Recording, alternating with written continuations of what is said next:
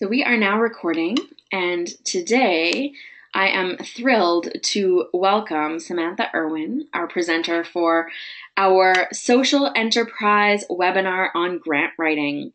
This series, our social enterprise series, is one that we launched last spring, and it's a partnership between the United Church of Canada's EDGE network as well as Small Business Solver.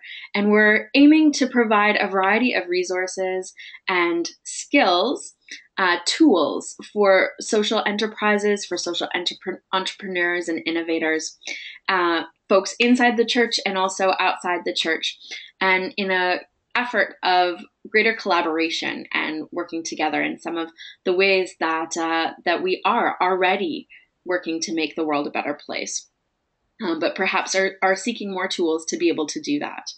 So today, our webinar will focus on grant writing, and Sam is a grant writer for the EDGE Network, and in a moment, I'll turn the ropes over to her, and she'll tell us a bit more about who she is. But before that, I want to do a little bit of housekeeping. So just to let folks know that this webinar is being recorded. After the fact, as participants, as folks who have registered, you will receive a follow-up email with a link to the recording. You can watch this webinar after the fact, and don't feel the pressure to capture everything today, because there is opportunity to reconnect in at a different point, as well as share the recording. We are uploading all of our webinars onto YouTube, so that makes it really easy to share and re-access. We are excited to be building a library of these social enterprise webinars, and today we'll continue to do that, so we know that our audience are those of us who are logged on live right now, as well as many who will be viewing this recording after the fact. As participants in the webinar, you should be able to see and hear both Sam and myself, as well as the PowerPoint presentation. We, however, can't see or hear you, so we'll really rely on our chat space at the bottom of the control panel as our place of dialogue and discussion. Now, I'll be monitoring that space throughout our webinar, and if you have any questions or comments at any point, just throw them in there, and I'll make sure that all of our questions and comments get voiced and are reflected throughout our presentation. We'll also leave a bit of time at the end for any Q&A that comes up. So if you folks have already introduced themselves in the chat space, if you're logging on live with us, please let us know who you are and where you're joining from. Just helps to get an idea of our audience for this. And that, I believe, is all the housekeeping from me. So I want to welcome all of our participants, as well as welcoming anyone who is watching this after the fact. And I especially want to welcome our presenter today, Samantha Irwin. And Sam, I'm going to turn it over to you, and if you want to let us know a bit of who you are and what we'll be talking about today. Sure. So thanks, Lauren, and thanks for having me for this series. And I definitely see why grant writing is definitely one of the biggest questions that I get asked, even when people don't know I'm a grant writer, just at social innovation challenges, anything like that. That is a huge aspect of startups and social enterprises in general. So hi to everybody that's here or watching later. I'm in Toronto, just for context, if anybody else, I know there's someone joining from PEI. So it's really nice that we're able to reach all of Canada with this. A little bit about me. My background in schooling is actually in communications and French. I double majored in both, and then I did a postgraduate in corporate communications after my undergrad.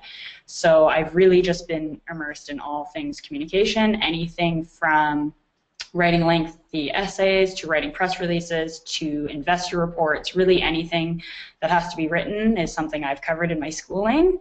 When I graduated from my postgrad, I met Carla, who I'm sure a lot of you have heard of in the EDGE network, or if not, she's also part of Small Business Solver. I met her by chance, and she told me, you know, this would be great. We've been trying to write grants for EDGE, and I just don't have the time to do it.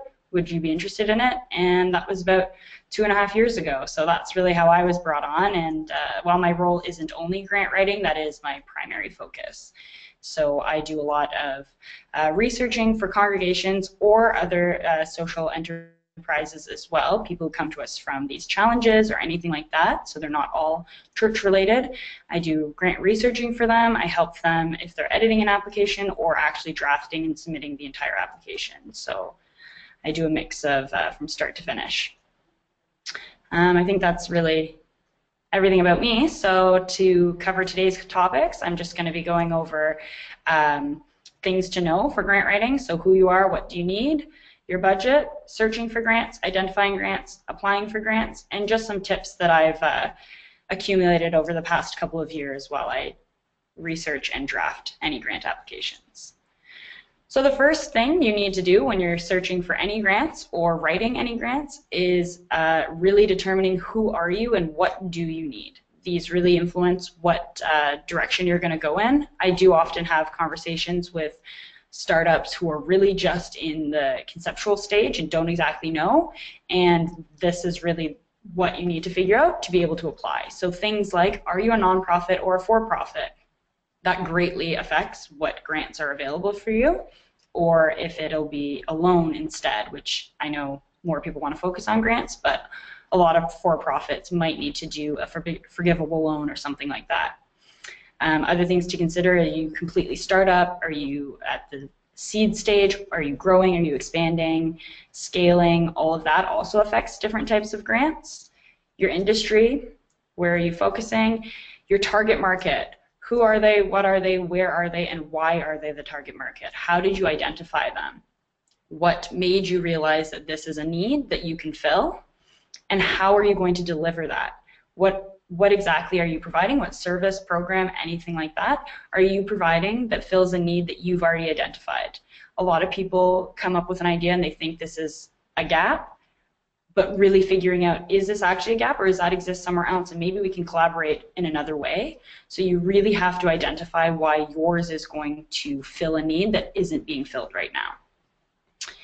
So once you have that, you also need to figure out the budget. What do you have? What do you need? And where else are you getting money from? A lot of foundations or government grants or any grant really will ask for other funders or leads. Do you have partnerships anywhere else? Do you have money coming in from anywhere else? Because it really does solidify their decision to fund you if they see someone else is funding you. A lot of people don't necessarily want to be the leader, they want to follow in someone else's footsteps. It's just, that's the way it goes, and having another revenue source definitely helps. Or if you don't have that established, just being able to show that you're putting up a certain amount. Even if it's all in kind, it doesn't have to be physical cash, but if it's, hey, this is what we're doing and we have 2 student volunteers that are going to work X amount of days a week, that also helps because it means you've solidified something and you do have something there. You're not starting with absolutely nothing. And then as you're going through the budget, just make sure that you really identify what area you need your funding in. Is it core funding? Is it capital? Is it project specific? Just know, because a lot of people think we just need money in general, and that's always the case. But really, what exactly are you applying for? Because some grants will be for certain things and not the others. So just make sure you know, and if it is different areas, just know roughly what you need for each area, and that'll help branch out which grants you can apply to and if you need multiple ones. So now that you have that figured out, actually beginning the search, to be honest, Google is your best friend. A lot of the times, just start with a very basic search, your location and the type of organization you are. If it's, social enterprise, grants, Ontario, something like that, chances are things will come up. Yeah, you might have to go through some of the pages to see if it's worthwhile or not, but a lot of the times it is a good place to start. It might give you certain names, or you might see Charity Village comes up a lot and just gives you a quick overview of other foundations that have donated. Things like that, that gives you another point to search on from. Another great area is start with your local community foundation. This is primary for nonprofits. Typically they don't fund for-profit all the time, but almost every community in in Canada has a foundation, and if yours doesn't, it will fall within somewhere else. So search your community foundation. So anything, I'm personally from Markham, Ontario. Markham community foundation, something will come up. I believe it's York Region now, so it's not Markham specific, and look through there. That's a really great place for if you have a local initiative, because they're typically looking for what are you doing directly in my community. If you have a broader reach, again, if you're locally based, they'll be interested in that. But if you're looking for broader, that's when you stretch out from there. So even from there, the local municipality grants, those tend to be a little bit bigger than the community foundations, although some community foundations are quite large. And the municipality grants are not always for nonprofit. So if you're a for-profit social enterprise, this is a great place to start too.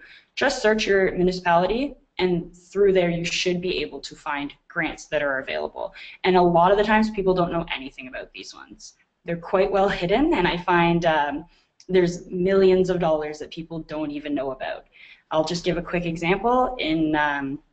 In a town in Ontario, they wanted to build a nonprofit housing initiative they just decided, okay, let's try and build this building nonprofit seniors, and they applied for a municipality grant. They were the only applicant, so they received all $3.5 million for it. So just things like that, people had no idea it existed, so always do quick research like that to see. You'd be surprised what people don't know is out there, and they've got the money there to give to someone. So just an idea. Keep that open. And then, of course, for not necessarily larger grants, but they tend to be larger, are the actual government, either federal or provincial grants. A lot of the times, these will be to nonprofit or for-profit. It's great that way. They do have a mix, or they cover both. I've given an example in this little PowerPoint where you can click that link. That's just a really quick link for a very basic social enterprise, growing a social enterprise grant list, and it does divide them by province. So you could just give a quick scan through that. Some of them are going to be, are you a tech business? Are you this? So some of them won't necessarily apply to you, but it is a good quick glance at what is available out there. Also for government grants, a lot of the times they actually are quite willing to talk to you. So that's another thing, always reach out. They might be able to direct you in the right area. And a lot of the time they also have a great application guideline, which is huge. A lot of the smaller ones will typically just say, send us a letter of intent or an application, and you don't really know exactly what to include. The government grants, because it is the government, have strict guidelines, but they give great examples and great detailed examples of what to follow. So just a little advice there. Then the other thing to consider is an actual grant database.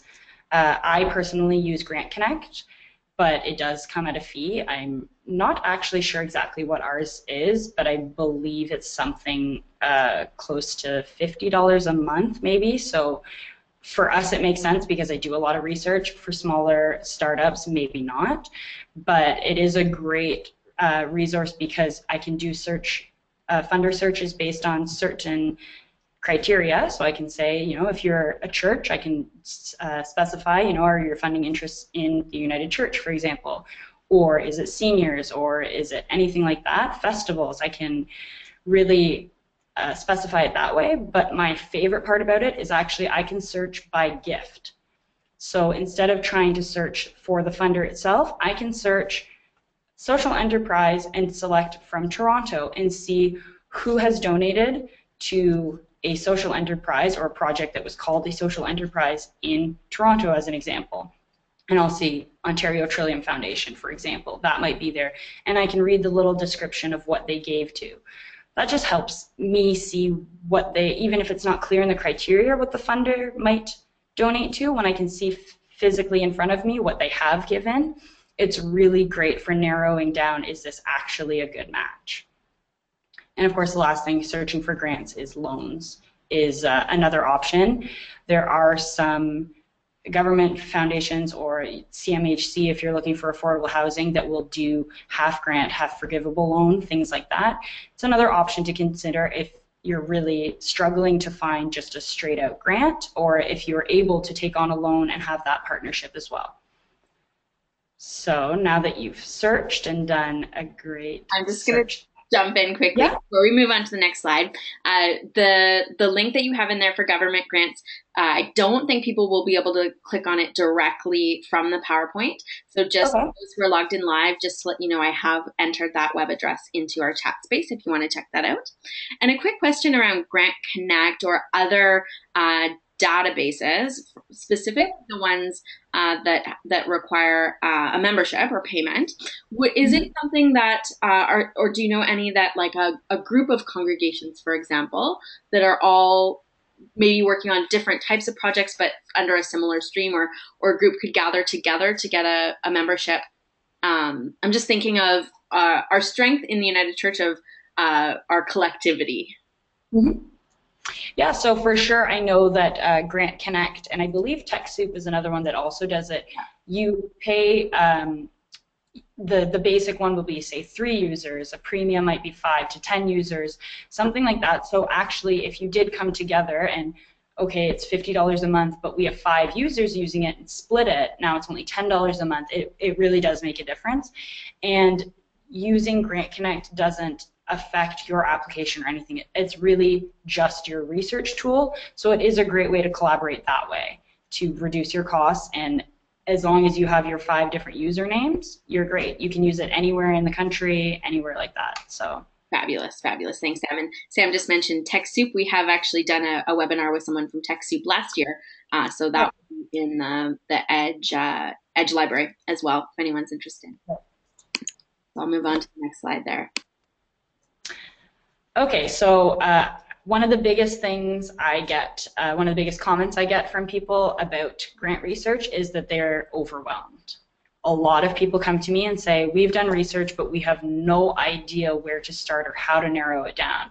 I had one congregation come to me that had a list of 120 different foundations and just had no idea how to filter through it. They'd actually used Grant Connect and really just took the entire list that they gave based off of their criteria without digging deep. So unfortunately, identifying the grants does take some time.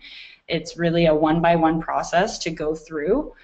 Some of them will be quite obvious off the bat if you just click on their website that they're probably not a good match, even though it came up in your search.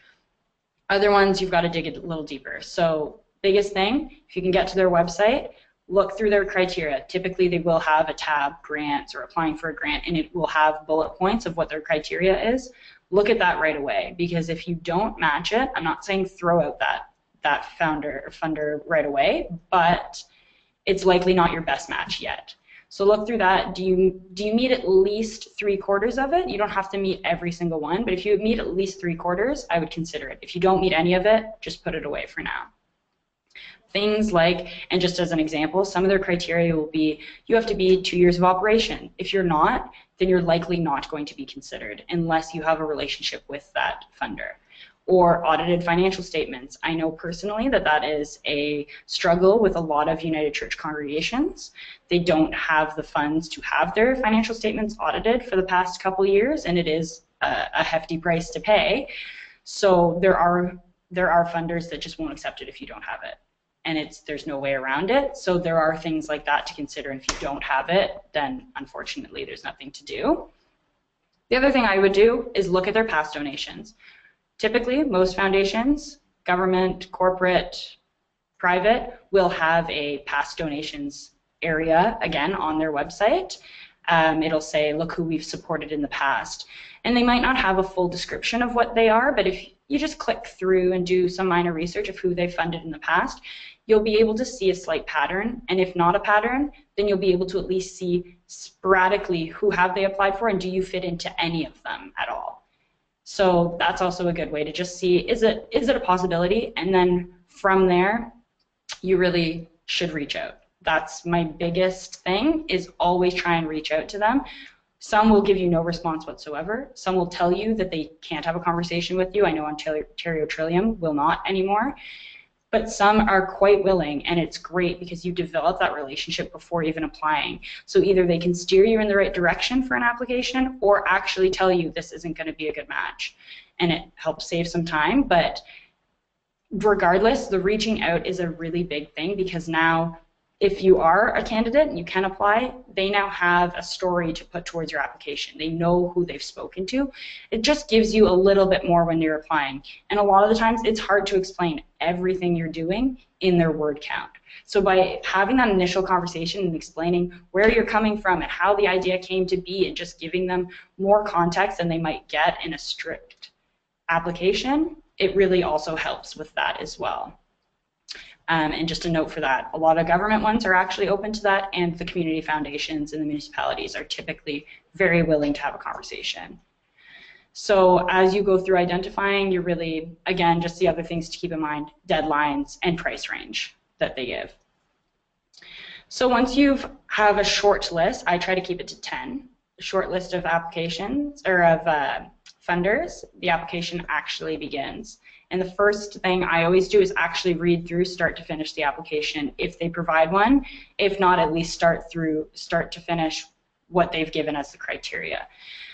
From here, you should identify any gaps or documents that you need to provide. Sometimes their criteria is 3 bullet points, and it's just be innovative and have partnerships and be in the community, and that's great. You meet all of them, but as you go through, you realize you need 3 different sources of funding, or you need these architect drawings if you're doing a capital renovation. So make sure you go through that, highlight anything you don't have or any gaps that you're missing. And even just the documents that you need, sometimes it'll say, I've had ones where they need 5 different copies mailed to them. All to the same place, but they needed 5 mailed. So just things like that, make sure you highlight it, because it's very easy to miss a small detail like that and just submit it by email or send 1 copy. So just go through start to finish and highlight anything like that. I also, when I start a grant application, I try to leave at least 2 weeks from start to finish. A lot of this is either if I'm dealing with another client or congregation or something like that, there's that time to get back and forth with each other, but also time between every draft. So for me, this is my process. Again, other people are going to have different ones, but my process is draft 1, don't stress it, just write. Write what you have, write what comes to your mind, just off the top of your head. Mission statement, just write it. Whatever you have off the top of your head, whatever you know, without thinking too hard about how do they want to hear it, anything like that, just write about yourself, your project, your program, and leave what you don't have. Don't stress. Just leave it, write what you have, put bullet points if you don't know entirely. Then take a break. I try to leave at least 12 hours to 24 hours before I go back to it. This just gives you time to settle down. You might think of something between that time and jot it down and make sure, oh, I didn't say that yet. So now when you get to draft 2, you start filling in the gaps. So for me, between draft 1 and 2 is typically when I send it back to whoever I'm writing it for with the gaps that I'm missing. Here's what I've written based on what I know. Can you fill in some gaps? Point form's fine, just fill it in here and there. And then draft 2 is really trying to complete it. So again, doesn't have to be perfect, but getting through so you have more of a complete application. Once I'm done draft 2, again, take a break if you can, and draft 3 and 4, again, not everybody's going to have a full 3 or 4 or 5 drafts. These don't have to be complete. I've done 1 start to finish. I've done 2 start to finish. These are really just times working with the application. So for me, the 3rd and 4th times working with it, it's a complete application, and now I'm cleaning it up. And this is where you work on the language. So make sure that you are referencing the application package or grant website. Sometimes they will say goals and objectives, and they mean 2 different things. Sometimes they mean the same thing, and making sure that you apply what language to the question that they're asking. Look at their mission statement, look at their criteria for their keywords, and repeat them back to them. Similar to when you're writing a resume or a cover letter and you pull the keywords from the job description, the same thing with a grant application. They want to see if their big thing is innovative, how are you being innovative? Use that word, things like that. And now for your final draft, draft 5 or final, whichever one you're at, take a day or 2 between your final draft and submitting it. You may think that it's perfect, but make sure you give yourself at least a day, review it before you submit. Then you have fresh eyes, you've taken some time, and reading it should highlight if you have any spelling mistakes, grammatical errors, anything like that. Another idea, if you have time, is have someone else read it. There might be an area you think is very clear. Someone that's not familiar with the project might have no idea what you're talking about. But I get that sometimes that's not always possible. They are quite time consuming, and some grant applications are 20 pages long, so that could be asking a little too much if you don't have the time, but make sure you've looked at it with fresh eyes. And once you've submitted it, just breathe. Now it's out of your hands. You've done everything you can, and this is probably the hardest part for me, is I don't like to submit anything unless I'm 100% confident in it. But even if I am, it doesn't mean that you're getting the funding. And that's a really hard part to understand. But it's really important just to tell yourself you've done the best. Everything you've written can also be used in other applications. So regardless what you've done, you've either validated your mission statement, you've cleaned up your project purpose, something like that is going to help. Going through this process is going to help solidify your direction. You have all this information in place now, and you've done the best you can. If they're not happy with it, someone else might be. So it is hard, so just once you've submitted it, take a breath and cross your fingers and hope for the best. Such helpful feedback. So I love hearing other people's processes around stuff like this. And I think as someone who does this a lot, your process is so helpful for us all to learn from. And I mean, just the space in between the drafts and that fresh set of eyes.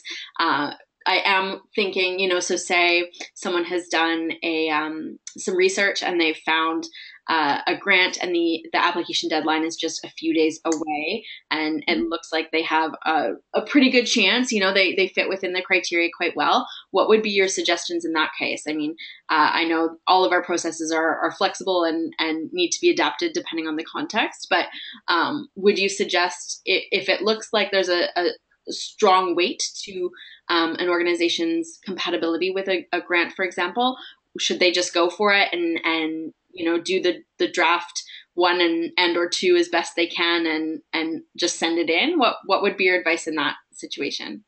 Yeah, definitely. And I have had that situation come up several times where it's due in 4 days. Can we get it done? And obviously, for me, not ideal, but it's life. That's what happens. Deadlines come up. So I would definitely say if you think it's a strong match, go for it. It doesn't hurt to try. What's the worst that happens? If you don't apply, you don't get the funding.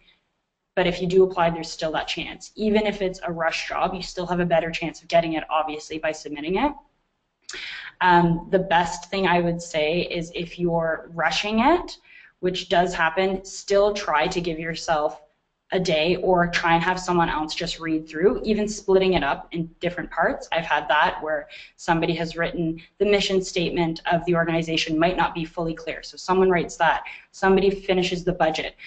Try and divide it up and have one person bring it all together. That's also a way of trying to reduce your time without one person gathering everything at once.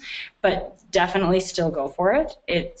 There's usually a year between grant cycles. That's pretty common. Some of them do it 3 times a year, 4 times. Some of them do it 2. But a lot of the times it's released once a year. So if you think you're a good match, definitely send it, because you don't want to wait another year just to have a perfect application. Good is better than nothing. So absolutely. That would be my advice. Yeah, so that's Martin's commented. Yeah, I've noticed a lack of lead time sometimes, and also Martin's commenting sometimes the knowledge of a grant available to a church can be limited. And so I think this type of session with you, Sam, as someone who does this a lot, is really helpful to provide some of those tips and tricks, because sometimes it can feel, especially for the church, what can we apply for? There's lots that are limited to religious institutions, for example.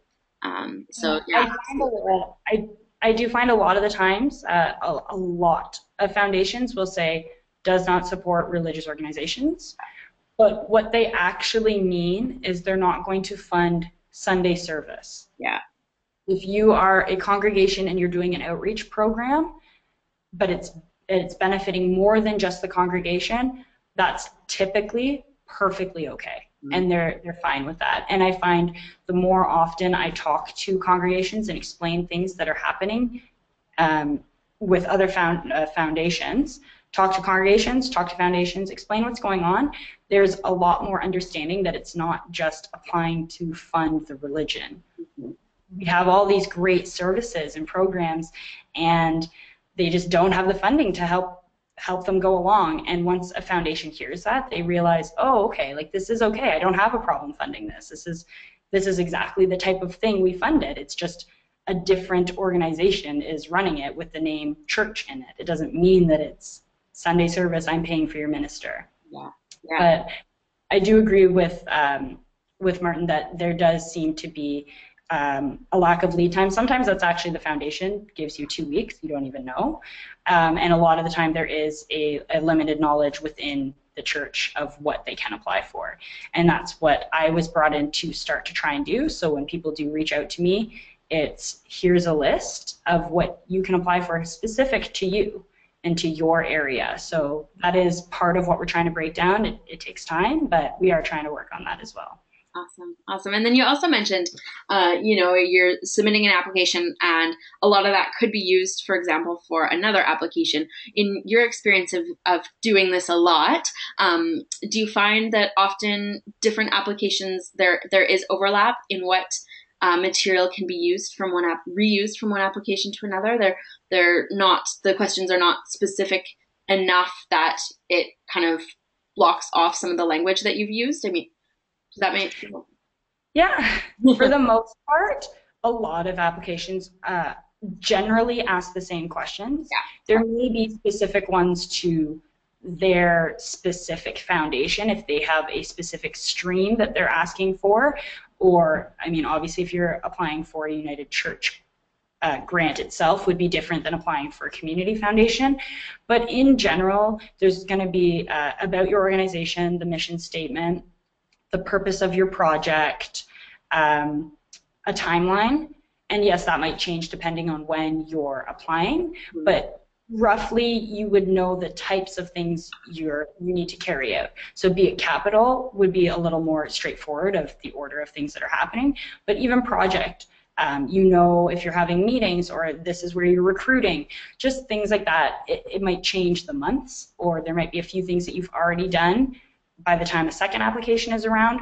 But in general, if you know your end goal, you're going to know roughly the steps that are taken there, and it might just be tweaking here and there. A budget, yes, that might change depending on, sometimes there's funding restrictions for, say, marketing. So if you've put that into one application, it might not be applicable. But in general, you're going to know your overriding budget, where you're getting other money from, if you are, anything like that. So a lot of it is duplicated, and especially for federal Canadian government grants, a lot of the time it's almost word for word the exact same. So I'll just give 2 examples that are quite common in the church and other just community organizations. There's enabling accessibility, which is accessibility upgrades to a facility used by the community, and New Horizons Senior Program, which is funding for programming that directly involves seniors. There's also a capital portion for that as well, if it directly impacts senior programming out of a facility. Those 2 applications are almost identical word for word. There's a few things here and there. Obviously, the seniors one, you have to focus on specifically seniors that are being targeted, but for the most part, the questions can be almost copy and pasted from them. And I have had people apply to both, and it's really easy to do both, because then you really only change a few questions here and there, and those are actually both available around the same time. So you kind of get bang for your buck there. If you write one, you almost get the second one done too. Awesome. That's really helpful. Okay, so I've kind of given some tips throughout of just what I've come across, but just to reiterate some of them and just give a little more, copy the language application, as I said. Don't be afraid to actually use word for word sentences that they've given. I'll just use enabling accessibility as an example. In their example, they actually write examples of goals or objectives, and it's almost identical to what you would write. So just copy and paste it and fill in your own numbers. Things like that, because you know that that's what they're looking for. They're looking for a goal that's written out that way, so that's totally fine to copy and paste it and just fill it in with your own numbers. For congregations that are listening, try to avoid church language if you are applying for any funding outside of the church. So you can definitely include it in your mission statement or something like that, where you do mention that you're a faith-based organization, but you're really going to want to focus on the community. That's your best bet for being able to secure the funding, is how is this helping the community in general. So while there may be some ties back to faith that you include, you just don't really want to write as if you're speaking to your congregation. You want to write as if you're speaking to the general public. Another tip is don't over-explain in jargon specific to your industry. So you don't have to fill the word count. If you have 1,500 words for your purpose, but you fill it in 500, if you've done it succinctly, that's perfect. You don't have to go till the end of the word count. And a lot of people get hung up on that and think, I need to keep writing, I need to keep writing, and you actually overcomplicate things. So write it as clear. I actually say write it as clear and as short as possible, and you can always add to it if you need to. But it becomes difficult to take out when you take 7 paragraphs to explain something that might be able to be done in 2. Show your work. So this is really going back to how you identified your target market. Why is this needed? Have you done any research? It can be something as simple as we conducted 2 focus groups within our church even, or the social enterprise was brought up because while I was at school, we noticed a lack of recyclable whatever. Explain how you came up with the idea and explain why you know it's still a valid idea. You really want to show that there's a gap, and you really want to show that you've done your due diligence to make sure there is a gap, that you're not just copying another organization, another social enterprise. So that's really important, and it might be difficult to find where to put that in, but a lot of times there's an appendix if there isn't a specific question for that. If not, use your word count in other questions to kind of explain that. So if you're filling in your purpose of your project and you know your purpose is in in 1 paragraph, use your second paragraph to explain why you have that purpose. So you really want to try and highlight that, because a lot of funders want to know that this isn't just something that there's 10 of them already in existence. So for folks who are familiar with the social innovation challenges, I mean, this could be a similar to the pitch stage at a social innovation challenge, right? Where we're asking folks to explain why is this program needed, and to make the case for that, and to do it really quickly. And I think, I mean, that's part of the excitement of the social innovation challenges. You're hearing all these phenomenal ideas, but that it doesn't have to be too many words. It doesn't have to be overcomplicated. So I think many of our audience members will have participated in, or perhaps even be recipients of our social innovation challenges. So that type of example will hopefully be familiar. Exactly. And then my last piece of advice is collect letters of support whenever you can. A lot of foundations will actually ask for a minimum of 1 or 2. But even if they don't, it's a great way to show other people are backing your idea, even if you don't have that financial aspect that I mentioned earlier. Yes, people want to see you have other revenue streams, but even if you have just local organizations saying, yes, this is a great idea, I would use this service if it was available, or I need this building to be accessible because I don't come to whatever community event is happening because it's hard for me to get up the stairs. Anything that really just helps back your idea.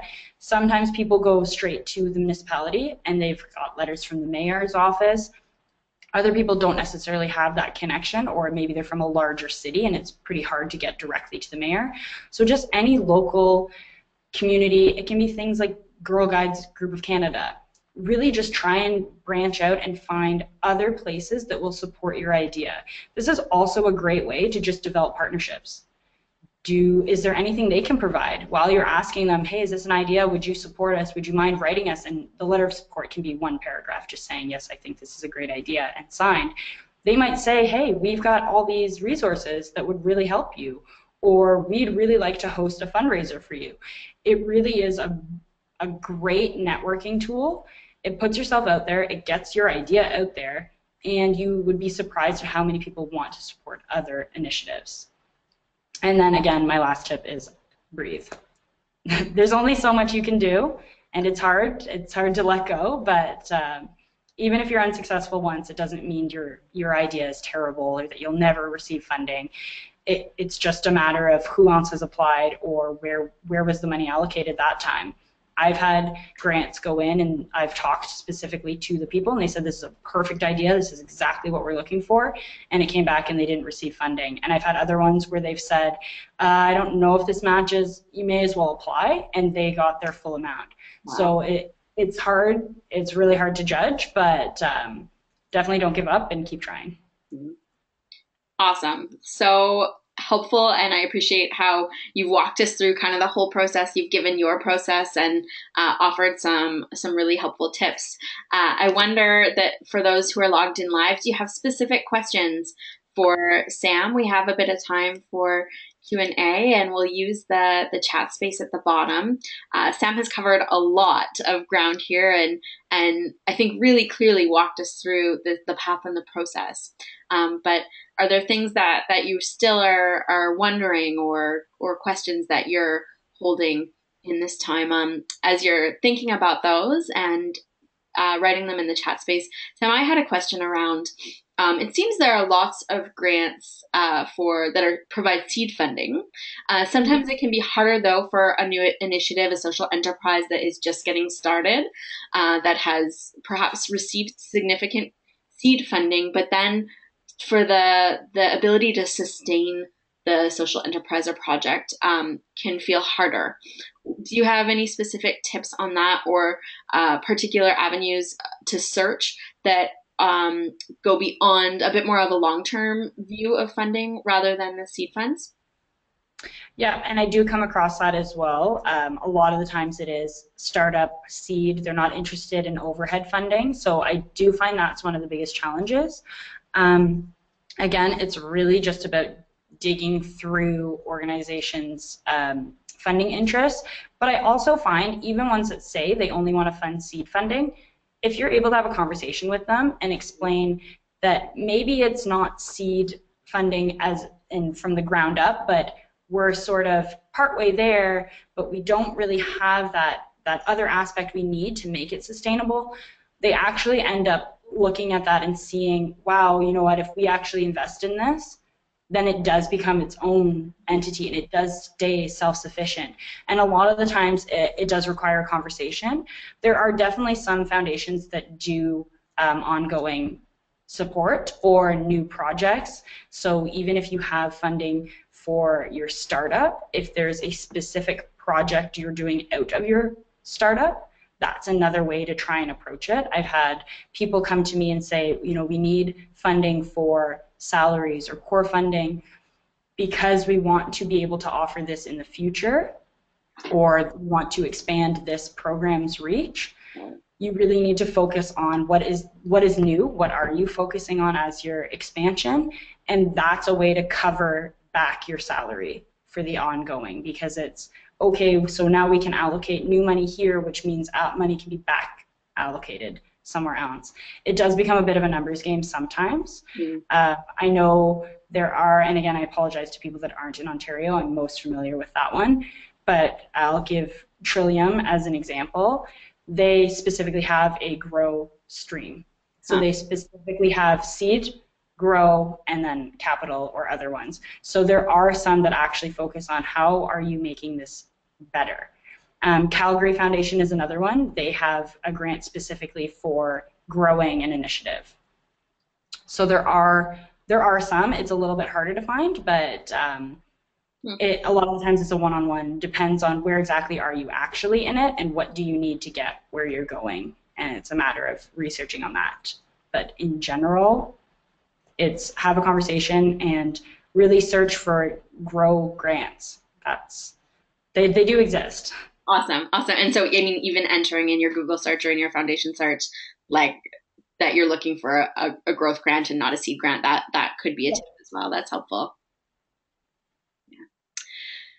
Well, I want to thank you, Sam, so much. It looks like, our audience, I'm not seeing any questions come up from our live audience. I know for me, you have really, really clearly walked through the process. You've given some incredibly helpful tips. We all are coming from different places and have different interests and needs for looking for grants and funding. And you've covered a wide breadth that I think will be applicable for many people, and especially for those who are engaged in social enterprise and at all stages of the process, in the startup, in the growth, and then the sustaining process as well. So I want to thank you so much.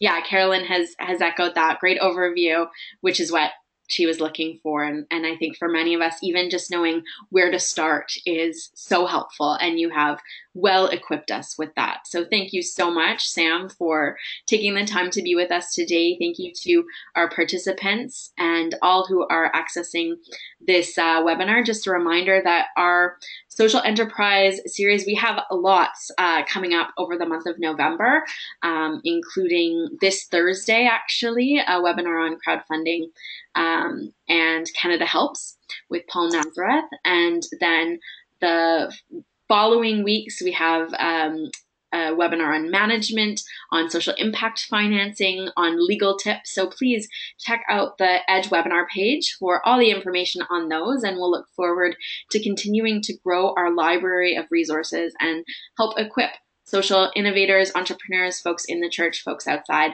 and also to work on the important work of collaboration. So thank you, Sam. Thank you to our participants, and have a really great day. Thanks so much for having me. Take care. Bye.